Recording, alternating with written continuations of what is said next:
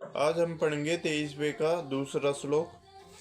जब कोई पुरुष समस्त भौतिक इच्छाओं का त्याग करके ना तो इंद्र तृप्ति के लिए कार्य करता है और ना सकाम कर्मों से प्रवृत्ति होता है, तो वह योगारूढ़ कहलाता है। जब मनुष्य भगवान की को दिव्य प्रेम भक्ति में पूरी तरह लगा रहता है, तो वह अपने आप में प्रसन्न रहता है और इस तरह वह इंद्र तृप्ति या सकाम कर्म में प्रवृत्ति नहीं होता, अन्यथा इंद्र तृप्ति में लगना ही पड़ता है, क्योंकि कर्म लिए किए बिना कोई रह नहीं सकता। बिना कृष्ण नामर्थ के मनुष्य संदेह स्वार्थ में तत्पर रहता है, किंतु कृष्ण भावत व्यक्ति कृष्ण के प्रसन्नता के लिए हो सब कुछ करता है।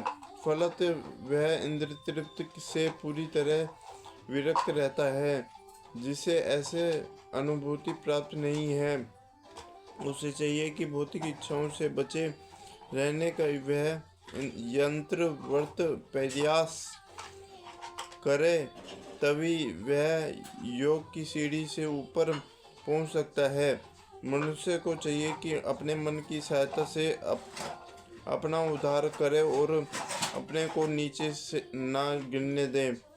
यह मन बद्धजीव का मित्र भी है और शत्रु भी। प्रसंग के अनुसार आत्मा शब्द का शरीर अर्थ शरीर, मन और आत्मा होता है। योग पद्धति में मन तथा आत्मा का विशेष प्रसन्न है महत्व है, क्योंकि मन ही योग पद्धति का केंद्र बिंदु है। अतः इस प्रसंग में आत्मा का तात्पर्य मन होता है। योग पद्धति का उद्देश्य मन को रोकना तथा इंद्रिय विषयों के प्रति आसक्ति से उसे हटाना है। यहाँ पर इस बात पर बल दिया गया है कि मन को इस प्रकार प्रतिष्ठित किया जाए कि वह बद्धजीव के अज्ञान के दलदल से निकाल सके। इस जगत के मनुष्य के मन तथा इंद्रियों के द्वारा प्रभावित होता है। वास्तव में शुद्ध आत्मा इस संसार में इसलिए फंसा हुआ है क्योंकि मन मिथ्या अहंकार में लगाकर प्रकृति के ऊपर प्रभुत्व जताना चाहता है कि अतः मन को इस प्रकार प्रसिद्ध करना है चाहिए कि वे प्रकृति के तड़क भड़क के अनुकुष्ट न हो और इस तरह बद्धजीव की रक्षा की जा सके। मनुष्य को इंद्रिय विषयों के आकृष्ट होकर अपने को पतित नहीं करना चाहिए। जो जितना ही इंद्रिय विषयों के प्रति आकृष्ट होता है, वह उतना ही इस संसार में फैलता चला जाता है।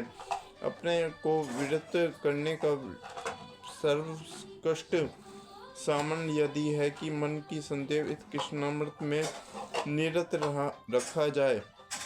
शब्द इस बात पर बल देने के लिए प्रयुक्त होता है, अर्थात इस अवश्य करना चाहिए। कहा भी गया है, मन ही मनुष्य के बंधन का और मोक्ष भी का कारण है। इंद्र विषयों में लीन मन बंधन का कारण है और विषयों में विरक्त मन मोक्ष का कारण है। जो मन निरंतर कृष्णामृत में लगा रहता है, वही परम मुक्ति का कारण है। जिसने मन को जीत लिया और उसके लिए मन सर्वश्रेष्ठ मित्र है, किंतु जो ऐसा नहीं कर पाया, उसके लिए मन सबसे बड़ा शत्रु बना रहेगा। अष्टांग योग के अध्याय का प्रयोजन मन को वश में करना है, जिससे मानवीय लक्ष्य प्राप्त करने में वह मित्र बना रहे। मन को वश में किए बिना योग अभ्यास करना मात्र समय और नष्ट करना है। जो अपने मन को वश में नहीं कर सकता, वह सतत अपने परम शत्रु के साथ निवास करता है और इस तरह उसका जीवन तथा लक्ष्य दोनों ही नष्ट हो जाते हैं। जीव की स्वाभाविक स्थिति यह है कि यह वह अपने स्वामी की आज्ञा का पालन करे।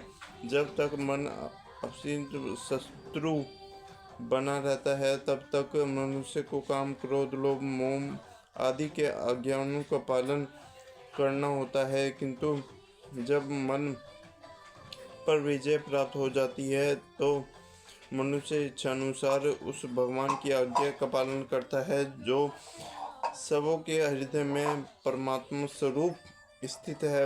वास्तविक और योगाभ्यास हृदय के भीतर परमात्मा से भेंट करना तथा उनको आज्ञा का पालन करना है। जो व्यक्ति साक्षात कृष्णामृत स्वीकार करता है वह भगवान की आज्ञा के प्रति समर्पित हो जाता है। हरे कृष्णा कृष्ण कृष्ण हरे हरे, हरे राम राम राम हरे हरे।